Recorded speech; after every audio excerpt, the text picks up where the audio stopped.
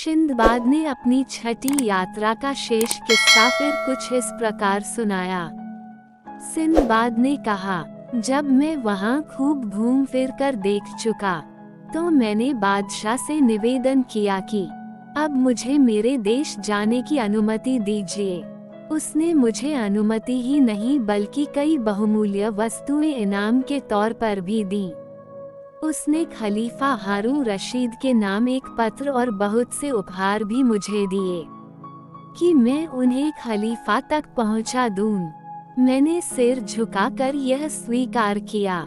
बादशाह ने मेरे ले जाने के लिए एक मजबूत जहाज का प्रबंध किया और कप्तान और खलासियों को ताकीद की कि सिंदबाद को बड़े सम्मान से उसके देश में पहुंचाना, रास्ते में इसे किसी प्रकार की असुविधा न हो। सरान द्वीप के बादशाह ने जो पत्र खलीफा के नाम दिया था, वो पीले रंग के नर्म चमड़े पर लिखा था। ये चमड़ा किसी पशु विशेष का था और बहुत ही मूल्यवान था। उस पर बैंगनी स्याही से पत्र लिखा था। पत्र का लेख इस प्रकार था, ये पत्र सरान द्वीप के बादशाह की ओर से भेजा जा रहा है। उस बादशाह की सवारी के आगे 1000 सजे सजाए हाथी चलते हैं। उसका राजमहल ऐसा शानदार है जिसकी छतों में 1,00,000 मूल्यवान रत्न जड़े हैं और उसके खजाने में अन्य वस्तुओं के अतिरिक्त 20,000 हीरे जड़े मुकुट रखे हैं। सरान द्वीप का बादशाह खलीफा हारून रशीद को निम्नलिखित उपहार भातृभाव से भेज रहा है। वह चाहता है कि खलीफा और उसके दृढ़ मैत्री संबंध हो जाएं और एक दूसरे का अहित हम दोनों न चाहें। मैं सरान द्वीप का बादशाह खलीफा की कुशल क्षेम चाहता हूँ। जो उपहार बादशाह ने खलीफा को भेजे थे, उनमें मणि का बना हुआ एक प्याला था जिसका दल पौन गिरा लगभग 1.25 इंच मोटा था और उसके चारों ओर मोतियों की झालर थी। झालर के मोतियों में प्रत्येक 3 माशे के वजन का था। एक बिछौना अजगर की खाल का जो 1 इंच से अधिक मोटा था। इस बिछौने की विशेषता ये थी कि उस पर सोने वाला आदमी कभी बीमार नहीं पड़ता था। तीसरा उपहार 1,00,000 सिक्कों के मूल्य की चंदन की लकड़ी थी। चौथा उपहार 30 दाने कपूर के थे जो एक पिस्ते के बराबर थे। 5वां उपहार एक दासी थी जो अत्यंत ही रूपवती थी और अति मूल्यवान वस्त्राभूषणों से सुसज्जित थी। हमारा जहाज कुछ समय की यात्रा के बाद सकुशल बसरा के बंदरगाह में पहुंच गया। मैं अपना सारा माल और खलीफा के लिए भेजा गया पत्र और उपहार लेकर बगदाद आया।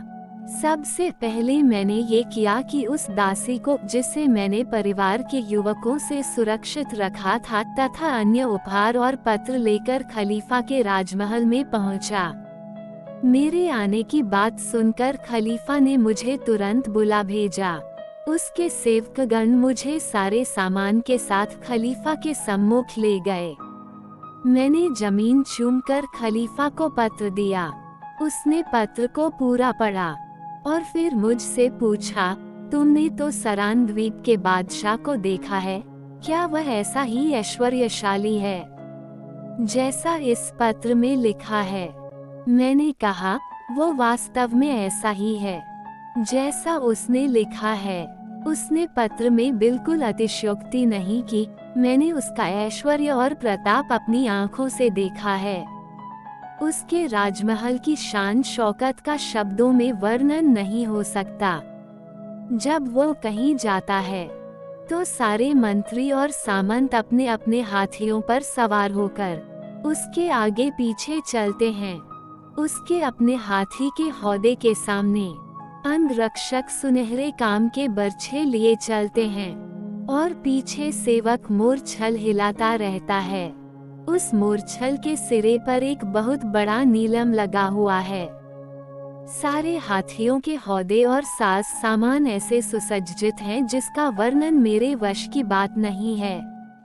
जब बादशाह की सवारी चलती है तो एक उद्घोषक उच्च स्वर में कहता है कि शानदार बादशाह की सवारी आ रही है, जिसके महल में 1,00,000 रत्न जड़े हैं और जिसके पास 20,000 हीरक जटित मुकुट हैं और जिसके सामने कोई राजा नहीं ठहर सकता, चाहे वह हिंदू हो या मुसलमान।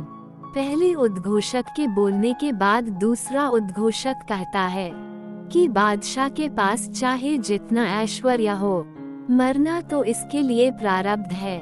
इस पर पहला कहता है कि इसे सब लोगों का आशीर्वाद मिलना चाहिए कि ये अनंत जीवन पाए।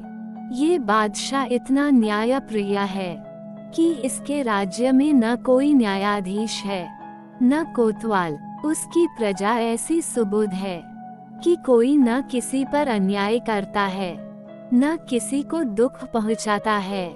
चूंकि सब लोग बड़े मेल मिलाप से रहते हैं, इसलिए कोई जरूरत ही नहीं पड़ती कि व्यवस्था ऊपर से कायम की जाए।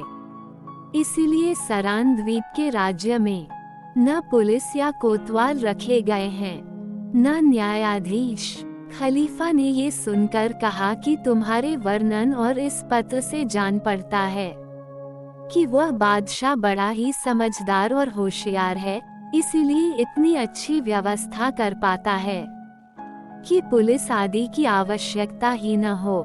ये कहकर खलीफा ने मुझे खिलत सम्मान परिधान दी और विदा किया।